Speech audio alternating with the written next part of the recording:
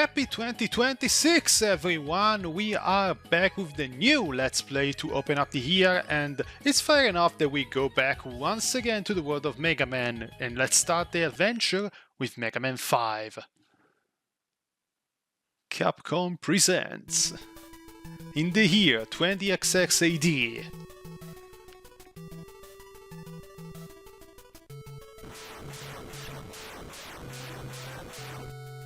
A vicious army of robots is sent on destroying the world. And behind this destruction is...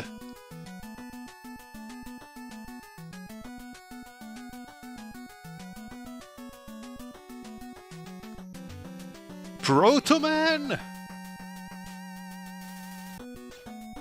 And yeah, Megaman 5. I love this little intro with Protoman and his army posing like they are the freaking Genius Squad over here.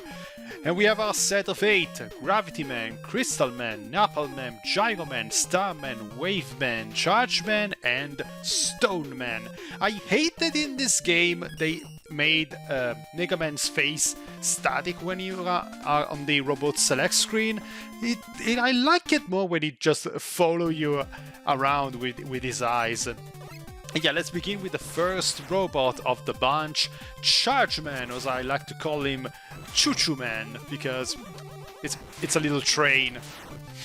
I love his design. Charge Man is one of those robots that everyone I always seen pointed at as one of the worst, and I kinda get why, because we're gonna see his weapon later and it's gonna be kinda eh. But honestly, I kinda like this little dude that looks like a little toy train. It really looks like a lost Transformers kind of robot. So we are with Megaman 5. This is 1992, and we are still on the NES. Let's keep in mind, 1992 was the year the Super Nintendo came out in Europe, and in the US it was already out by a year or so, even more so in Japan. So yeah, Capcom really hell-bent on not leaving this console behind. Yeah, as you can see, this enemy is great for you if you really want to spend an hour grinding for extra lives. Good luck with that. And yeah, this is one of the games where I always seen pointed as one of the worst in the series, which honestly, being the worst game in the Mega Man series on the NES, it really doesn't mean much. I guess the worst you can say about the worst Mega Man on NES is the fact that it ends up being kinda meh, because every single game in this series, honestly, is really damn good. And we have a new thing that we have introduced for this particular game. We have these letters that we have to collect that spells out Megaman 5. There's one into each single stage, and by getting them all, we're gonna get something as a reward, which you can kind of see already on the right side of the screen here. So yeah, kind of bit of a spoiler, these little portraits over here, but I kind of like having all these little borders on these 4x3 games. I always thought at the beginning they were kind of annoying, but I kind of got used to it. Especially when you're doing this type of videos, they blend in really nice. I kind of like them. And then we are getting into the door, and as always, there's one of these big-ass robots. And the Mega Man Legacy Collection continues on its streak of just barfing out extra lives like nobody's business. Not complaining. And here we have our first fight with Choo Choo Man over here. Now, he's a bit of annoying to fight, because you can only hit him when he's walking towards you, and he always stays really damn close. When it's on that red state, there is a little bit of window where you can actually hit him when it's pink and it's right before he starts charging, but it's very small, so all you have to do is just wait for him to charge, run around with him on the back, stop when it goes for his chimney attack, which is very easy to avoid, and then you just go rinse and repeat. This fight just takes a hell of a lot of time, but it's honestly really easy unless he decides to change his pattern in the middle of the fight and decides, no, I'm not gonna stop with my attack, I'm just gonna keep moving and follow you. And yeah, I fucked up and got hit by that freaking debris. Ugh. The worst part is that when you actually get to fight him with his weakness, it's even worse because we're gonna see it later, but the weapon for Stoneman in this game is one of the absolute worst weapons ever. You just shoot 3 balls that move in a circular pattern, and they are just gonna go whenever. If they hit somebody, it's mostly out of sheer freaking luck. I don't know how the hell they should work. You have to even time it with him just being very close to your ass so that he basically doesn't just walk through the gap of the 3 stones rotating. It's just awful, awful, awful. And yeah, I can understand why many think of him as one of the worst robot masters, because fighting him is a bit of a nuisance. But as you can see, once you get his pattern down, ouch, it really isn't that hard. Just really takes a lot of time. Come on, thank you. And the first stage is relatively done.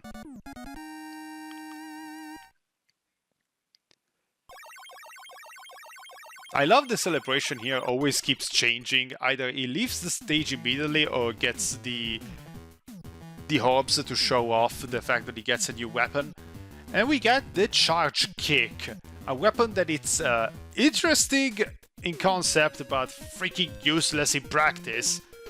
And we're gonna work our way to our next Robot Master, Waveman, which kinda looks like a sub going for a fishing trip.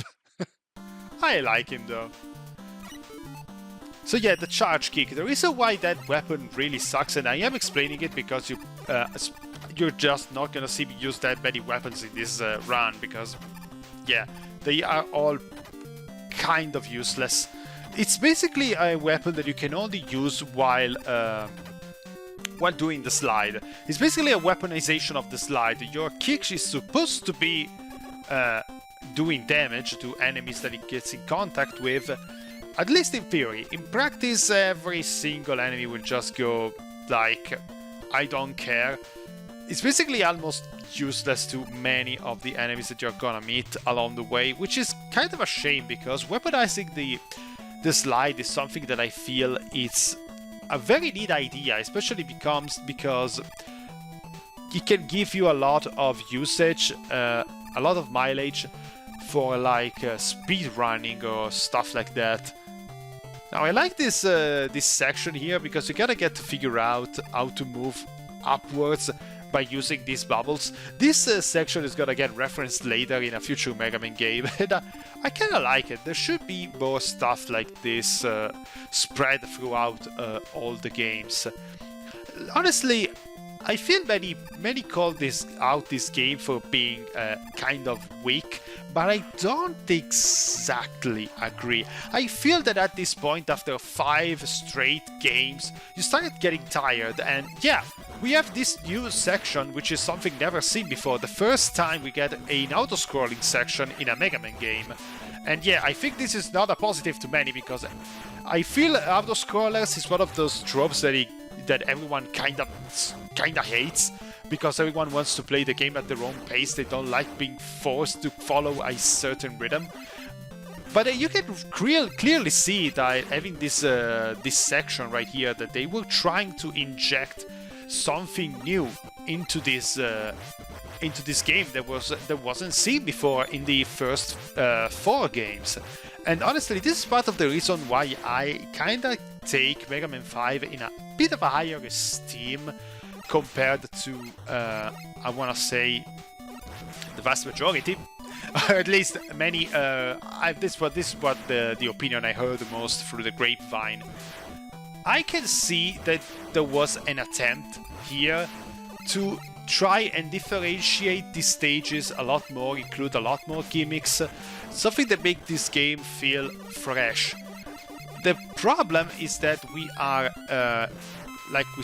like I said, in the middle of 1992. The NES is not exactly the hardest console on the market anymore because everyone has moved on either to the Sega Mega Drive or the Super Nintendo. So at this point, when you are here, you kind of wish to see something a bit more. There's nothing inherently wrong with this game, honestly, but yeah, it's just been there, done that for most of the time. And now we have Waveman here to fight, and for some reason I'm using his I'm using the Buster because I'm very close to death. So at this point I'm just not giving a shit. But yeah, his fight is not that hard, honestly. The most that can happen is you get blindsided by that water pillar that he summons, but usually it's not that much of a threat because you can easily also walk through it. And now we can see the charge kick in motion, and honestly, the charge kick, you can only use it to fight Waveman, and that's about it. It's helpful that at least against him, this weapon does a hell of a lot of damage. Like as you saw, it basically got destroyed in a matter of seconds here. And yeah, 2 robots down, 6 robots left. Then we have a new weapon here, the Water Wave. This Water Wave is one of the better weapons in this game, but honestly, I don't really plan on using them because the Mega Buster in this game is absolutely broken, outstandingly powerful. Like they have introduced here something that I thought was in Mega Man 4, where if you get hit while charging, you lose your charge. I thought there was something that was in Mega Man 4 and then they got rid of it going forward.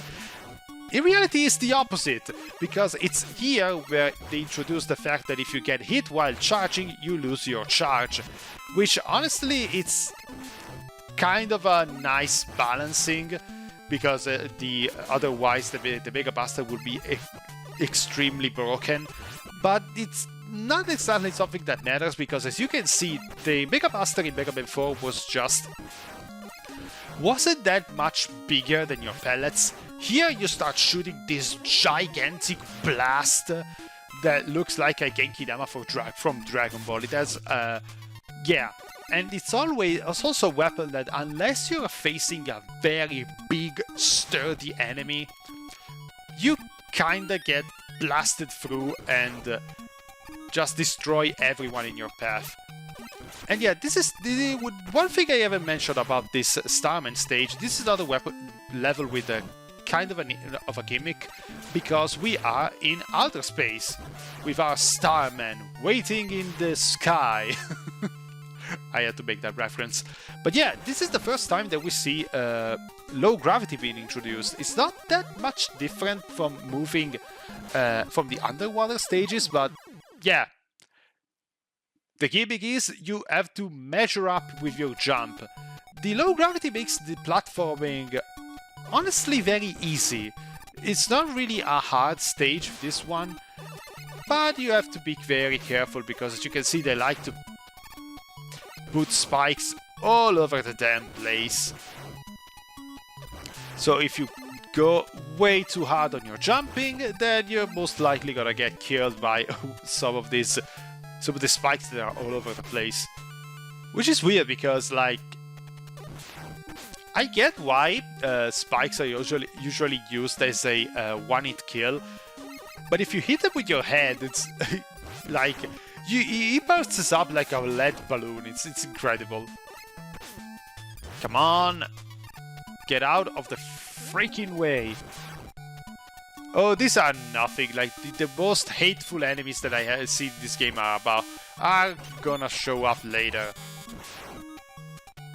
Yup. Yeah, I love this this very high jump. Yeah, even the bat tools can be kind of annoying with these jetpack propellers here. Because, yeah, as you know in Megaman game, you don't have to go...